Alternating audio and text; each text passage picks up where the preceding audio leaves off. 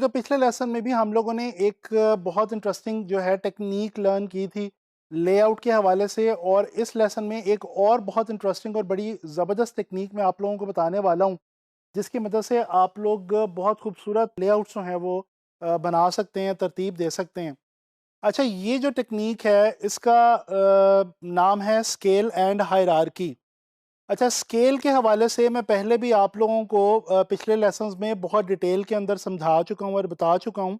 यहाँ पे हायरार्की जो है इसको मैं थोड़ा सा आप लोगों के लिए ईजी करता चलूँ और डिफाइन करता चलूँ।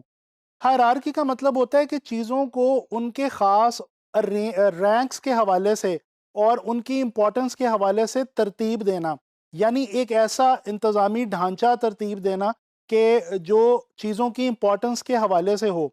इसकी एक बहुत ही आसान तरीन मिसाल हमारी डेली लाइफ से मैं आपको बताता हूँ। आप किसी भी इदारे के अंदर जाते हैं तो वहाँ पे डिफरेंट रैंक्स के लोग होते हैं। फॉर एग्ज़ाम्पल, आप किसी इदारे में जाएँ तो वहाँ पे एक सीईओ होगा। सीईओ के अलावा वहाँ पे आपको फिर उसके बाद सीईओ के बाद डायरेक्टर्स मिलेंगे, जीएम्स मिलेंगे, उसके बाद आपको मैनेजर्स मिलेंगे, और फिर मैनेजर्स के नीचे मज़ीद जो वर्कर्स हैं वो आएँगे, और फिर उनके मज़ीद नीचे जो है वो और लोग होंगे जो डिफरेंट शोबों से ताल्लुक़ रखते होंगे और अपनी जो फील्ड के अंदर काम कर रहे होंगे, अपनी सर्विसेज दे रहे होंगे। अच्छा, अब ये जो बेसिकली रैंक वाइज जिस तरह हमने देखा कि एक कंपनी के अंदर सबसे ऊपर एक बॉस है, वो एक सीईओ है, फिर उसके बाद एक जो है वो एक बड़े ओहदे का बंदा है, फिर उसके बाद एक और ओहदे पे है। तो इस तरह ये ओहदों के लिहाज से या रैंक वाइज, अब ये बेसिकली जो पोजीशन है उस पोजीशन की इंपॉर्टेंस के हवाले से हमारे पास एक हायरार्की आ जाती है किसी भी चीज़ की। तो हम जब लेआउट क्रिएट कर रहे होते हैं तो हमारे पास उस लेआउट के अंदर जो डिफरेंट एलिमेंट्स होते हैं हमारे, उनको हम कुछ इस तरह से तरतीब दे सकते हैं, उनको हम कुछ इस तरह से फॉर्मुलेट कर सकते हैं और अरेंज कर सकते हैं कि जो हमारा डिज़ाइन है उसके अंदर एक ख़ास किस्म की हायरार्की पैदा हो जाए। अब ये हम किस तरह से करते हैं? ये हम बेसिकली स्केल को, किसी भी चीज़ के स्केल को एडजस्ट करके कर सकते हैं। यानी कि हमारे पास डिफरेंट एलिमेंट्स हैं, उनके स्केल्स को हम बड़ा छोटा करके और उनको जो है वो एडजस्ट करके हम क्या करेंगे कि हम हायरार्की अपने डिज़ाइन के अंदर क्रिएट कर लेंगे। अच्छा, हायरार्की जो है और स्केल जो है ये बहुत ज़्यादा इम्पॉर्टेंट है, और डिज़ाइन बनाते हुए ख़ास तौर पे ऐसी जगहों पे जहाँ पे टेक्स्ट का इस्तेमाल बहुत ज़्यादा होता हो, वहाँ पे ये जो हायरार्की वाली जो हमारे पास टेक्निक है, इसको हम बड़े आराम से इस्तेमाल कर सकते हैं और बड़े इंटरेस्टिंग डिज़ाइन जो हैं वो क्रिएट कर सकते हैं।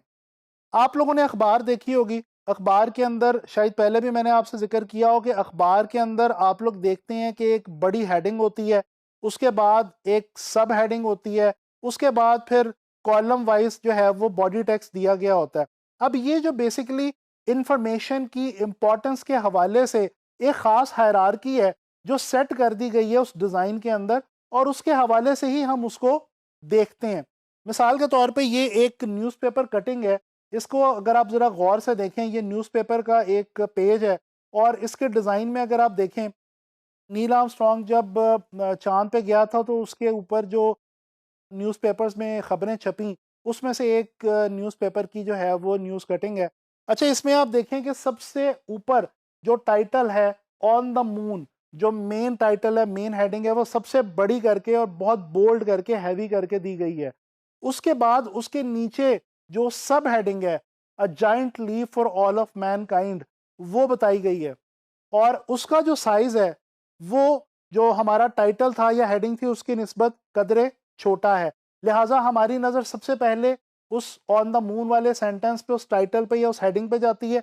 उसके बाद इस दूसरी लाइन पे हमारी नज़र जाएगी, और उसके बाद जो नीचे बॉडी टेक्स्ट दिया गया पिक्चर के बिल्कुल साथ, उसके ऊपर हमारी जो नज़र वो जाके ठहरेगी।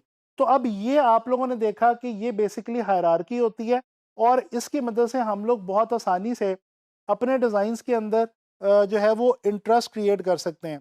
ना सिर्फ इंटरेस्ट क्रिएट कर सकते हैं, बल्कि मैं आपको यहाँ पे ये चीज़ बताता चलूँ, हायरार्की की टेक्नीक को इस्तेमाल करते हुए आप अपने डिज़ाइन के तमाम पोर्शंस को उनके इम्पोर्टेंस के हवाले से आप डिवाइड कर सकते हैं। और अगर आपके डिज़ाइन के अंदर हायरार्की होगी, तो जैसे अभी मैंने आपको ये एक एग्जांपल में दिखाया था, तो आपको पता चला कि हायरार्की की मदद से होता क्या है कि पहले जो चीज़ सबसे ज़्यादा इंपॉर्टेंट है उस पर ध्यान जाता है, फिर जो उसके बाद इंपॉर्टेंट चीज़ है, और फिर उसके बाद, और इस तरह से एक तसलसल के अंदर देखने वाला जो है वो आपकी लेआउट में कोई भी चीज़ मिस नहीं करता, वो वन बाय वन जो है वो एक ख़ास ऑर्डर में, ख़ास तरतीब में तमाम पोर्शंस को और तमाम एलिमेंट्स को देखता चला जाता है। ये एक और मैं यहाँ पे आप लोगों से डिज़ाइन शेयर करना चाहता हूँ।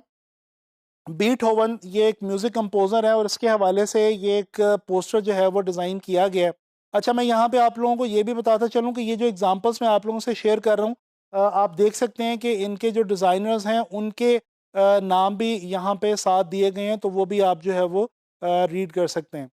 अच्छा, ये जो पोस्टर है इसको अगर आप गौर से देखें तो इमेज जो है, जो बीटहोवन जो कंपोज़र है जिसके ऊपर बेसिकली ये डिज़ाइन बनाया गया है, उसके इमेज को सबसे बड़ा करके तकरीबन पूरे जो स्केल है हमारा, जो पूरा यानी कि जो इस पिक्चर का या इस डिज़ाइन का जो टोटल स्केल है, उस पूरे स्केल के ऊपर उस पिक्चर को एडजस्ट किया गया है।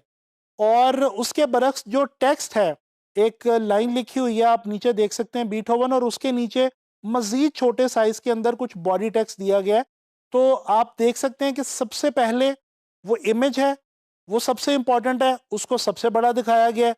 उसके बाद ये बीटहोवन का जो टाइटल है, और उसके बाद जो उसके नीचे मज़ीद इन्फॉर्मेशन है उसको बॉडी टेक्स्ट की सूरत में दिया गया है।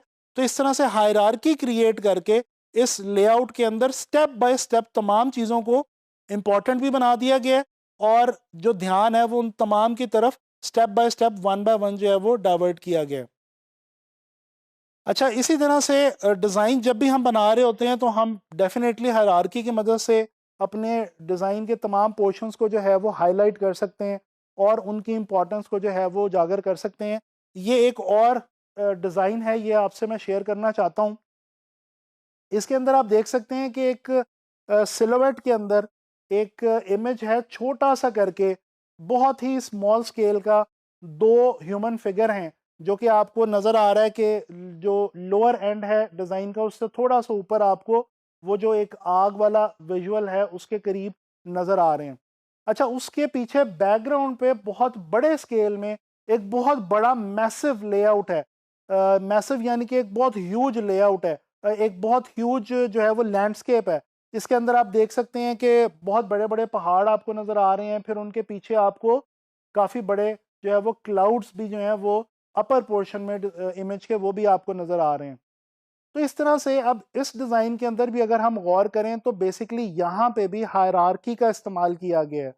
अच्छा, यहाँ पे जो छोटा सा सिलुएट इमेज है उसकी एक अपनी इम्पोर्टेंस है, उस पे अपनी एक जो अटेंशन है वो खुद ग्रैब कर रहा है, ठीक है?